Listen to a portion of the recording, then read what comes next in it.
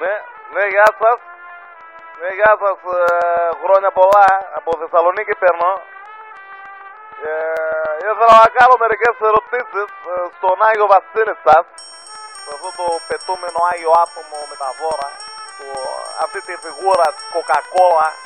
Το κοκκινόλευκο πράγμα που πετάει και μοιράζει σε μεκ χαρά στα παιδιά. Θέλω να το κάνω σαν μικρό παιδί και σαν μεγάλο μια σοβαρή ερώτηση. Άγιε Βασίλη, γιατί δεν παίρνει ο ΠΑΟΚ πρωτάθλημα? Το ξέρεις ότι έχω να πάρω πρωτάθλημα 21 χρόνια? Το ξέρεις ότι και εγώ νηστεύω και εγώ κάνω το σταυρό μου και εγώ πάω εκκλησία και δεν βλέπω πρωτάθλημα? Το ξέρεις ότι ο Γάβρος έχει πάρει 7 πρωταθλήματα σερί? Ερυθρόλευκε Άγιε Βασίλη, ή μήπως είναι τυχαίο? Ή μήπως έτσι έγινε, τάχα? Έτσι με έβαλες αυτό το κουστούμι έτσι τυχαία? Παιδί του κόκαλε. Γελίε. Συγγνώμη για τη γλώσσα μου παιδιά, αλλά θέλω να ρωτήσω 2-3 άλλα πράγματα. Άγιε Βασίλη, το ξέρεις ότι ο Άρης παίζει β' εθνική? Το ξέρεις ότι πάω με το αστικό στο σπίτι μου και δεν έχω μετρό? Το ξέρεις ότι μετρώ η μισική συγκίνηση γιατί δεν έχω ποδαλάσια? Μετά τις ώρα Άγιε Βασίλη, αλλά τα μη σε πω τι με δίνεις.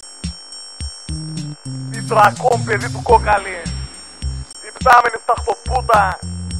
Παλιολινάτσα, Άγιε Βασίλη Λουπίνα, το ελαίος. Λαμόγιο αθηναϊκό είσαι ρε βλάκα. Δεν υπάρχεις ρε βλάκα.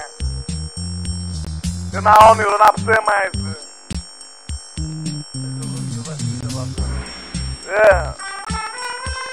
Βασιλάκι το πέρα πιο Βασίλης από σένα ρε βλακάκι.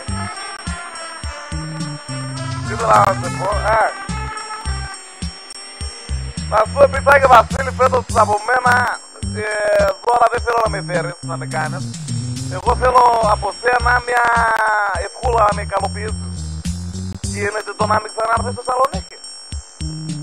Γίνεται σε παρακαλώ να πάρεις αυτό το άλογο που χαλάς, που το λες τάραντο, και το έλκυθρό σου και να πας για σκι στο Παρνασσό με τα πλουσιόπεδα της Αθηναίους, με τα βόρεια προάστια, με το μετρό και το τραμ, να πας εκεί να κάνεις Χριστούγεννα, μαλάκα, γελίο άτομο, πουλημένε. Δεν το θέλουμε τώρα, έχουμε Άγιο Δημήτριο εδώ πέρα ρε. Φύγε ρε. Λοιπόν παιδιά, αυτά έκανα από τον Άγιο Βασίλη.